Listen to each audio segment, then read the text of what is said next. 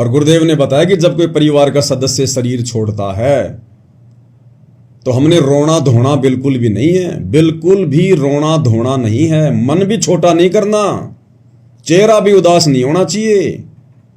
अगर परिवार का कोई उपदेशी सदस्य शरीर छोड़ रहा है तो उल्टा हमने उसको हिम्मत देनी चाहिए कि भाई तेरा तो बहुत बढ़िया भाग्य सौभाग्य, परमात्मा ने तेरी जगह मुझे क्यों नहीं लिया, मेरा समय क्यों नहीं आया। आप तो सीधे सतलोक जाओगे, परमात्मा के विमान में बैठ के जाओगे, आप तो हमसे पहले सतलोक में जाओगे। और हम क्या करेंगे, हम भी आ रहे हैं पीछे पीछे। हम कितने दिन रहेंगे यहां पर, और 2 4 5 10 साल, उसके बाद हम भी आए और वहीं मिलके आराम से एंजॉय करेंगे, मस्ती करेंगे वहां।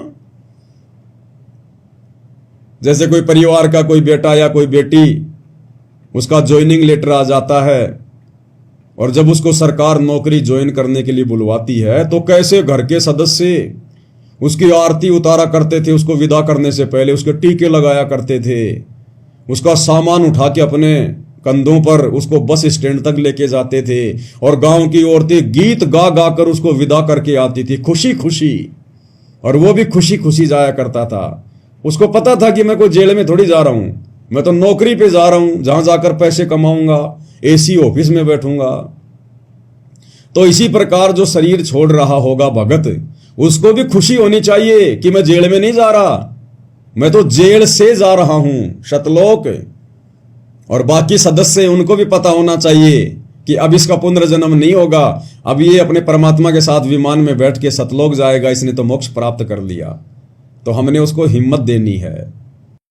और एक ध्यान रखे, कोई प्राणी मर रहा हो सदस्य घर का, यानी शरीर छोड़ रहा हो भक्त, उसको याद दिलावे कि यहाँ संसार की इस किसी भी वस्तु में आस्था मत रखिए, नहीं तो लटक जाएगा फिर वापस। गुरुजी ने जो ज्ञान बताया है वहाँ सतलोक है, वहाँ सुरती लगा, आप भी चलो और हम भी आ रहे हैं, फिर हम कौन से सदा रहेंगे। तो उस समय उसका यहाँ से मन हटावे। अब पहले क्या करते थे, जब वो मरने लगता उसे पूछते तुझे कौन याद आता है, वो कभी कहता मुझे फलाना पोता याद आता, उसके दर्शन करा दो फिर मरूंगा। तो पोता ने बुला लेते हैं, फिर वो मर जाता है। यानी वो आस्था फिर वहीं रहेगी, वापस वहीं आकर उस पोते का मनमाना भैंस बनकर खड़ा हो जा या कुत्ता बनकर गली में आकर बैठ जाएगा उस पोते के, और पोता मारेगा सिर में लठ फिर। तो ये बात आपने याद रखनी पड़ेगी।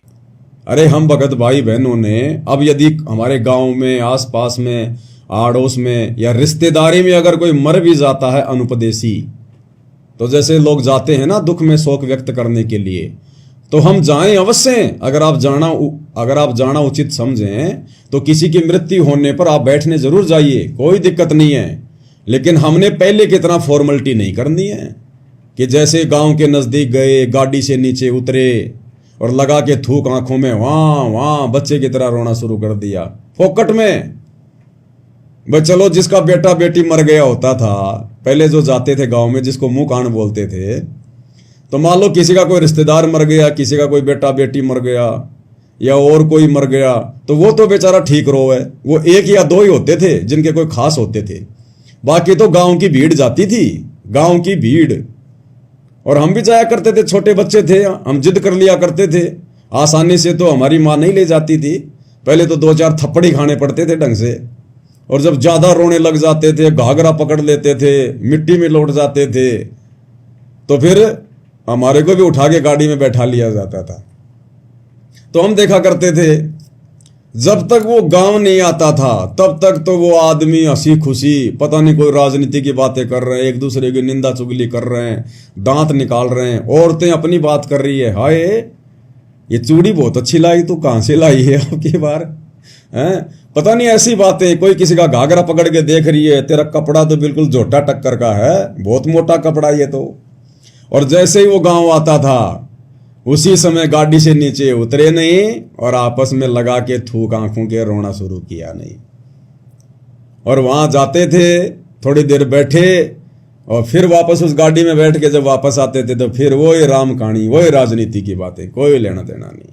तो भाई और बहनों, पहली बात तो आप और हमने अब ये दुनिया वालों के साथ में झूठी मुंह कान में नहीं जाना।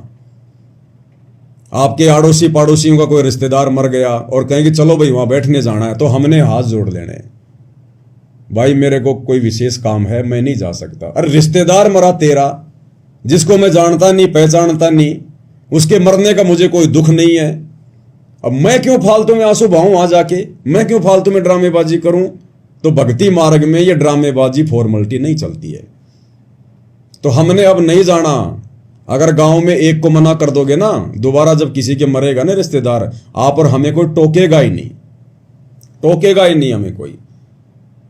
हाँ, यदि गांव में कोई मर जाता है, गांव के आड़ोस पड़ोस में कोई मर जाता है, जैसे गांव की औरतें जो वहां जाती हैं बैठने के लिए पैदल, तो उनके साथ में हम जा सकते हैं। लेकिन दूर की रिश्तेदारियों में, जिनको हम जानते नहीं पहचानते नहीं, वहां हमने नहीं जाना फालतू में।